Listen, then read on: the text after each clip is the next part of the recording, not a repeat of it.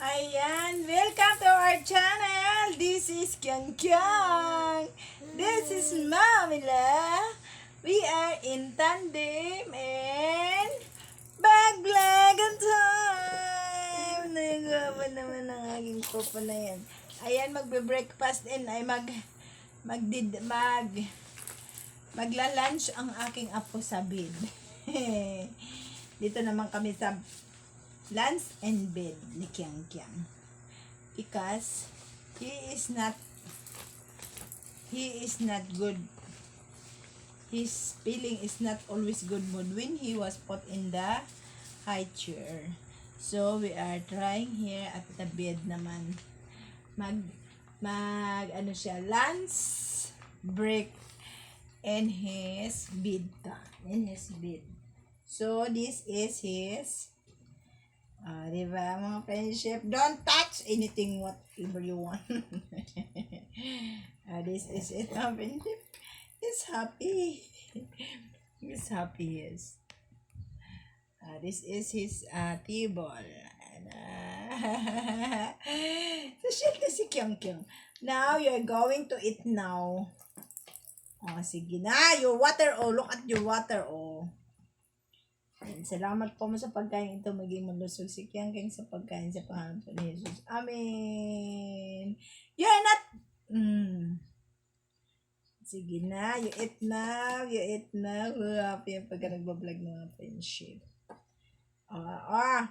Start eating. Yan. Ang ulam niya mga friendship ay tilapia na sinabawan.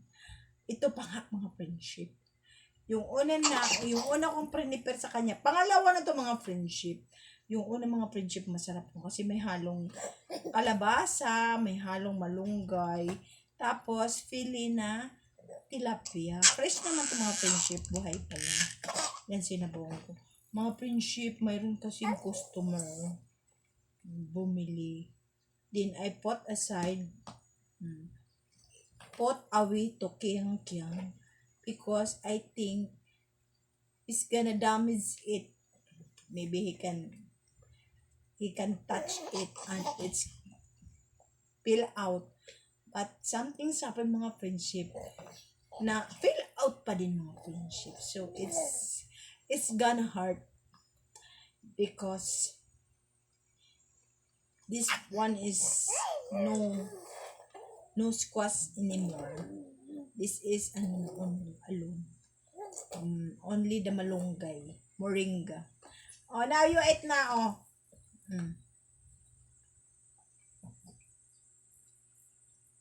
Kyang Kyang break, lunch break in the bed. Because if I put her in an high chair, he's always get mad. He doesn't want there in the high chair. But here in the bed, in the playpen, he has no reclaiming. He's comfortable and like this, playing. Like playing only.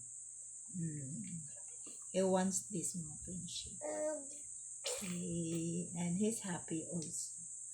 Because it is complete. There is a play toy. And then,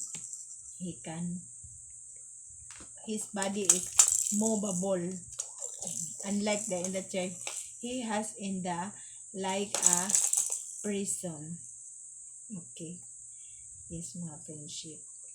Kyang Kyang. Are you enjoying your food? You don't like your food? He doesn't want the food because this has no taste. This has no salt, no taste. This only tasteless. That's why Kyang Kyang, look at this. It depends upon the food he wants to eat, even though no salt, but he can eat. But this is he want. He want happy. But I going to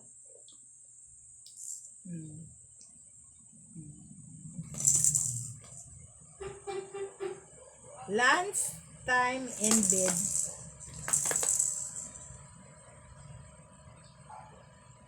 Kyun, kyun.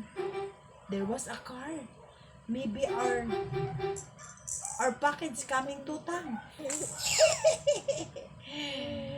Maybe the apam will send us the apam sending us the package. According to our apam sending us the swimming pool. Yeah, we have apam mga friendship. We have apam.